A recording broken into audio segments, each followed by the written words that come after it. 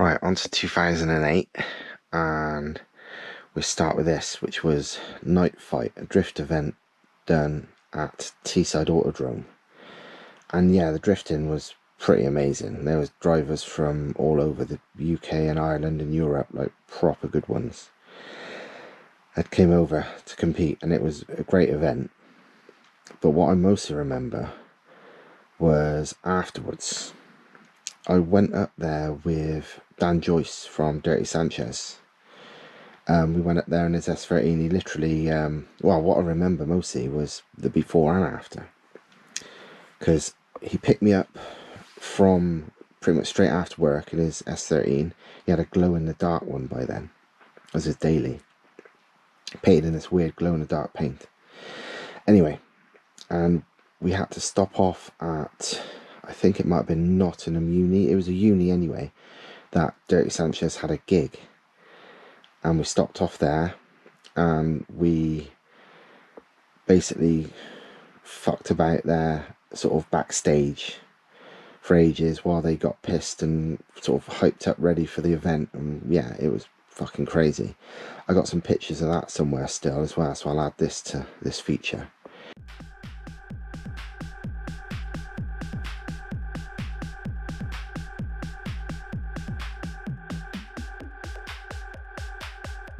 And then yeah, we fucked off, carried on driving up to Teeside. And yeah, we got there about something mental, like 4 o'clock in the morning. And I had like a couple hours sleep, then got out the next day for the event, which lasted, well, through to the night. And then that night, we went out on the piss, and that's when it got really fucking mental. There was some crazy Northern Irish guys who was there who, they were like a law into their own. Their answer to everything was like, well, your guard ain't got guns, because obviously in Ireland, they're police, guard as they call it, are nearly all armed. And because ours haven't got guns, they basically didn't give a fuck what they did. And they was literally, you know, in the hotel bar where we started, they were just pouring their own drinks, just blatantly racking up big lines of coke on the bar, no matter who was there. Didn't give a fuck about nothing. Even when we went out clubbing, even the bouncers didn't really dare say anything to them. They would literally I remember they got me and a couple of other guys, like they nicely asked us to come out with them a second, and was like, can you ask your friends to sort of calm down, please? They, rather than like throw them out, they was like, they knew that was going to cause more trouble than fucking not, so they just asked us to nicely to get them to calm down. It was fucking crazy.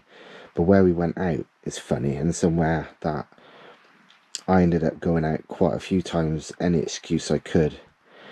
Teeside Autodrome is next to Stockton-on-Tees, which is, you know, just some little town up north. But there used to be a nightclub there called Zanzibar, and honestly, it was the cheesiest sort of shitholey, sticky carpets place you've ever seen. But it was big, and it was always mental fun, like fucking awesome. Like, you know, it's not clubs aren't about sort of the best stuff. It was how much fun they are, and this place was always nuts. It was just like mental birds, like fit birds, but just off the head. And the place was just nuts. Absolutely fucking a shithole, but a very, very fun shithole. It was, yeah, I'll never forget that place. It was just crazy, and it was crazy every time. This weren't just a one-off. I think I ended up going there probably, well, at least 6-7 times in the space for the next couple of years, just because any event where it was up at Teeside, I would make a point of going out on it and fucking off to that Zanzibar and spending the night there, because it was always mental, like jubby as fuck, shithole. But as long as you're not wanting anything posh and just want some crazy shit going on, then that was the place to fucking be, that's for sure. This is the next issue, and yeah, this was a pretty good one. Tech Art, one of the top Porsche tuners in the world, who build basically brand new cars. They're kind of like Porsche's version of AMG kind of thing, where they build, you know, rather than conversions, they're often just brand new builds. They said, do you want to come over and drive our new GT Street 225 mph Porsche road car? And we said yes, and I drove over there. Well, no, I flew over there, sorry, and drove it in the snow, in the worst conditions possible. But it was great, so I will show you. Yeah, literally, I felt very out of place doing such posh things as £250,000 225 mph Porsche, but there we were in the snow, driving it on the street on their own private airfield, and yeah, it was mental. Lovely car though. And yeah, I think it was like I don't know what day of the week it was, but I remember driving it in the snow in rush hour back to Stuttgart at one point, and I remember the photographer taking photos, probably this picture, and the photographer was sitting in the passenger seat, like taking photos with a really bright flash, and he was like, come on, smile, smile, and all this shit. And I'm like, mate, I'm trying to fucking concentrate and not dying, driving like a, you know, it was on like 20-inch bloody alloys, worth more than I earn in about fucking 10 years. Well, not really, but a lot. And it was snowing like proper blizzard. And yeah, he was there trying to make me smile and look at the camera and stuff. And it was like, fucking, hang on, I just want to live, thanks. But yeah, it was pretty badass going over and being able to spend the day caning this around. It's pretty quick. This is Essen show in Germany, 2007. But it was, we put it in the mag 2008. I think it happened, yeah, December 2007. And me and Pasty and one of our sales guys at the time, Guesty, went over to this. And the show was alright. It's a really big German show, but very German, so not that interesting. But the interesting thing was the night out afterwards. Basically, Essen was where the show was, but we decided after looking it up on the internet that we was going to stay just down the road in Dusseldorf. And fucking hell, we had just some ridiculous fucking night out. It was early December, so all the Christmas shit was going on. And yeah, as soon as we got to the hotel, I accidentally knocked down their Christmas tree, which weren't a good start. We went out that night and we had no idea what or where we was going and what we was doing. And we stayed out until, I don't even know, I think we got back at like 6-7 o'clock in the morning. But it was a night of just like mad fucking shit. It was a mix, it was like a German version of From Dusk Till Dawn. It was just fucking crazy. This was always one of my favourite cars. The editor Renton and his best mate Lee's kind of shared car, co-owner, the Rayland Sierra. Basically, Sierra Cosworth 3-door, which I always love anyway. Road legal. I think it made 604 brake on the rollers, 4-wheel drive. And yeah, it was a fucking weapon. I love this car. I drove it loads of times to shows and stuff, and yeah, it was a fucking beast. For example, how much a weapon it was on like 235 wide semi-slicks, so it was, you know, that and 4-wheel drive gave it some great grip. But you could boot it at 70 miles an hour in, say, 3rd gear or so, so it was in the power band. And even at 70 with 4-wheel drive, it would torque steer, you know, squirm around the lane.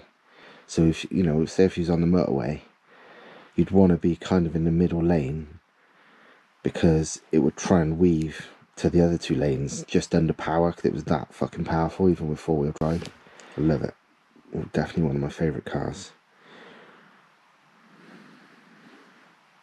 And yeah, at the time it cost like 60 grand to build. I think these days it probably costs double that, going by Sierra prices these days. Another fun thing got to do in 2008 was go to Japan.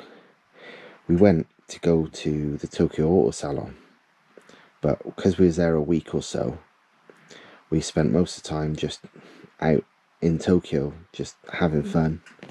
Basically got up early every day, spent the day looking around and shopping and shit, and then went out on the piss nearly every night, and then back to the hotel, awake again for the next day, and carried on.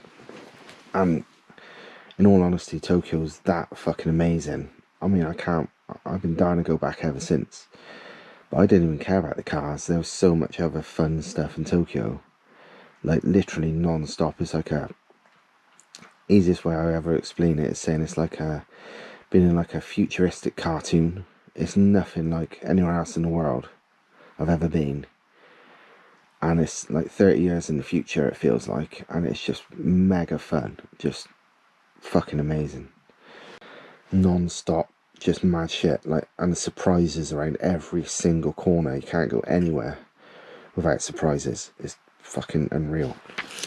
But yeah, Tokyo Auto Salon was good, but literally I remember next to nothing of the show versus all the other mad shit we did in that week or so we was there. I think we probably spent half a day at the show, and then we just want to go and do other stuff again. But we got to go to Japan and spend a week there for free. And there was, I mean, awesome cars, but Tokyo was 100 times better than any cars. Next in 2008 was this one.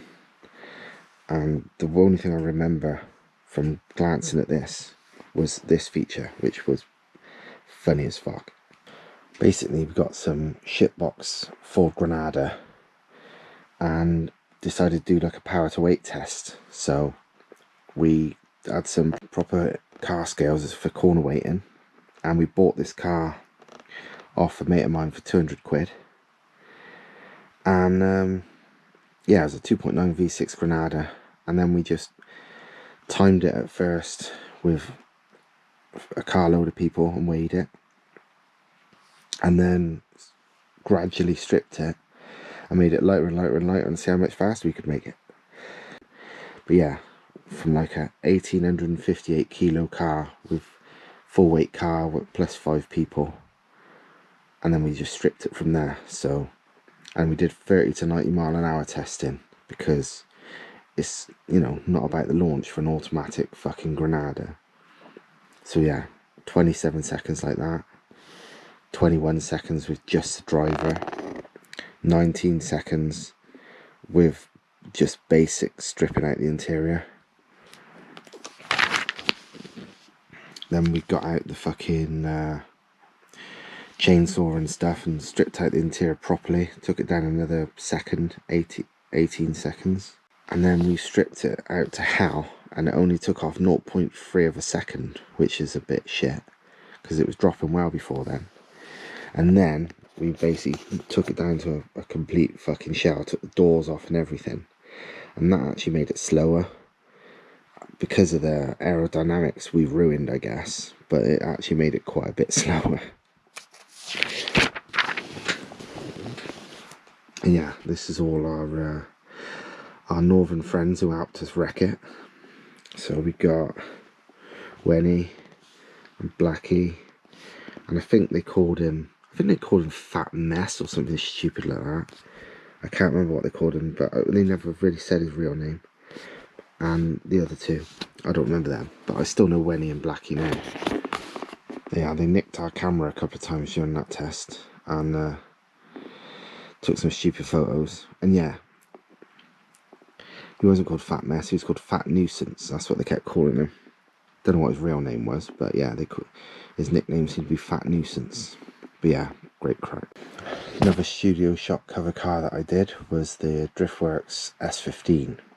This was the one with the mid-mounted 2J, so front mid-mounted 2JZ engine, proper mental car.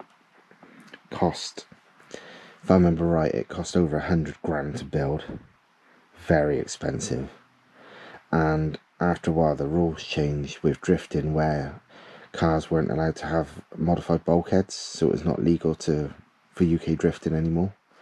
So it got sold to Greece, I think. Yeah, fucking incredible car, especially for back then. This is 12 years ago now. But yeah, mid-mounted 2J, so half the 2J's under the windscreen. This is a Hayden's Evo. I did this feature, and yeah, it's an awesome car. Basically a road car, but track car as well. So really nicely done, but a track car. And while the feature was, you know, good car, what I most remember was going on track with him once at Silverstone, and he's not shy behind the wheel. And generally, most track people, it's a bit boring to get in the car with them, and most people don't know how to push the cars beyond their limits anyway. But he does, and it was a wet track day, and we was just overtaking everybody massively sideways around all the corners and all that. You know, with four-wheel drive, just four-wheel fucking power sliding everywhere and whatever. And we ended up, it was probably one of the most fun track sessions I've ever been on. And we was black flagged in, I think it lasted 2 laps, maybe 3 laps maximum. And they black flagged us because, and that's why I don't like track days, because you have any real fun and you're not allowed to, so you get black flagged. This was another cover feature that I never thought was good. Well, it wasn't good, it was shit. But basically, this was down to the ads people. And you know a magazine's going the wrong direction when this kind of shit happens. But the ads people, because they knew they'd make a lot of money, managed to sell Need for Speed a cover feature that was basically a rolling advert for them. And it was shit, basically. But it made the company a load of money because, you know, Need for Speed are pretty rich and wanted to advertise their shit. So yeah, this is what came of it. I'm not going to go into the feature because it was rubbish, but yeah, this didn't deserve the cover. What was amazing though, this issue, was I got to go to Gatebil, and this was 2008, which, you know, is kind of probably the glory years of Gatebil when it was at its maddest. So I'm really pleased I got to go then, because it was fucking amazing. It was just insane. It makes any UK show look like a child's tea party. Absolute madness. It's calmed down a bit now, but at this point it was fucking bonkers. Absolutely incredible.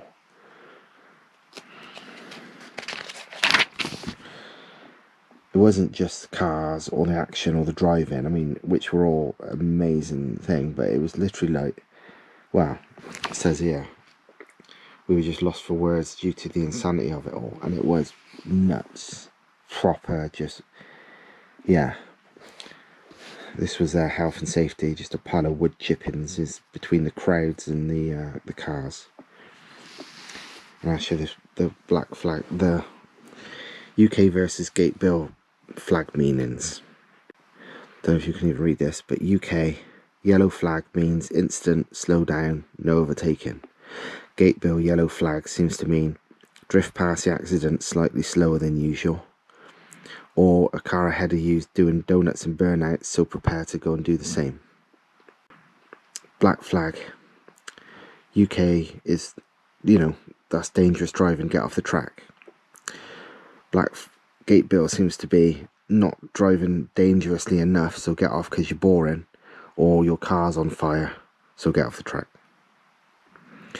UK checkered flag means end of session, slow down and get off the track. At Gatebil it seemed to mean end of session, stop in the middle of the track and spend the next couple of minutes doing burnouts and donuts. But yeah, it was just fucking mental, like just mad shit start to finish. And yeah, what they say about bloody the birds over in Scandinavia, they're not wrong. It's just another planet. But probably the best bit about Gatebil was nighttime. It turned into the most fucked up, crazy fucking party you've ever seen. It's like we binge drink in this country, but their binge drinking is on a whole nother level to anything in this country. Everyone is just fucking ruined. The amount of people who I was convinced would have died, but they couldn't feel pain for what happened to them, so they just got up and carried on. And just fucking birds, mental people everywhere, birds everywhere. Everyone just giving you free drink and offering you free fucking drugs. The amount of there was like quad bikes and JCBs going past, just, you know, full of like unconscious people. And I presume they were taking them to like, the medical tents, but they could have been putting them in a mass grave for all I know. There was just, you know, and like, as well as it being one big party, the campsite was just like a million other small fucking raves going on, and it was just absolutely insane. And everybody's the nicest fucking people, so everyone was like inviting you to everything, and it was just nuts, absolutely fucking crazy. Yeah, here's some quotes. I mean, that's another thing about it. It gets daylight at like 2 a.m, but it don't stop anyone. Here we go. Gatebil quotes. I don't remember any of this, but this is funny. Look at that dirty look she gave you. I bet she's thinking, you sandwich eating motherfucker. Dan Pullen talking about an old lady as Stav pulls apart the Norwegian food and makes random sandwiches for breakfast. Oh, here we go, that's what I said about Butsy actually. Damn, look at this place, there must be way too much inbreeding back home. Irish drifter Butsy talking about the quality of the Norwegian girls. In Finland there are two types of girls, ugly ones and fucking ugly ones, so we go to Norway instead. Drunk Finnish guy talking about his homeland ladies.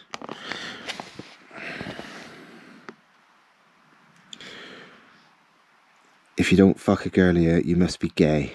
Drunk Norwegian lad talking about the Gatebil campsite after party. Honestly, it is unreal. And then, one night with that girl and she would be in a wheelchair. Oh my god. One night with that girl, she'd be in a wheelchair. An electric wheelchair. Not even her arms would work properly anymore. Slightly worrying Norwegian man explaining his carnal desires of one of the Gatebil models. Honestly, everyone speaks English there, and in the funniest fucking way. I remember at one point, this lad who was probably only about 15, 16, comes up to us at like gone 2 o'clock in the morning, like absolutely off his face, and speaking to me in, I presume, Norwegian. And I was like, no, English. And he stops for about 15 seconds, thinks about it, and then says in perfect English, see that girl there? She's a fucking slut. And then laughed. And I was like, you know, nodded and put my thumbs up, and he just carried on his merry way. But yeah, Gatebil in the late 2000s was fucking mental.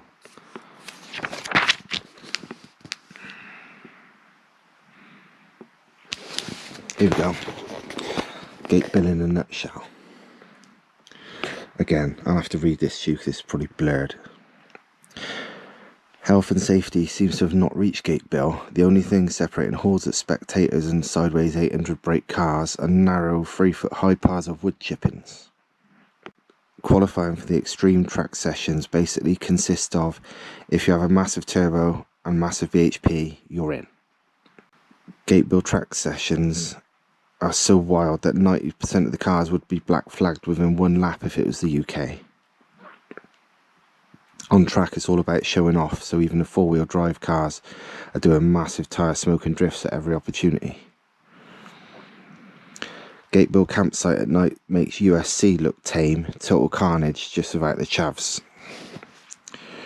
You think UK binge drinking is bad, the Norwegians show you how it's done. You've never seen so many paralytic people in your life. You can't walk 10 feet in the campsite without spotting someone asleep on the floor, or security loading comatose Norwegians onto the back of their quad bikes. Most people speak English. A complete drunk will come over and start talking, slurring at you in Norwegian. When you say they're English, they'll pause and then start talking perfectly good English to you, complete with all the hardcore swearing. The place isn't just filled with Norwegians, there are many Swedish, Danes and Finnish people, and the increasing numbers of British and Irish. Hot girls everywhere. Generally, everyone sticks to speed limits on the road. The the fines and bans are so severe, very few people risk it. Everyone seems very friendly. They couldn't be more helpful or welcoming. Food and drink is mega expensive, about twice what you'd pay in the UK. A chocolate bar was about £2 and a pint of beer was £7.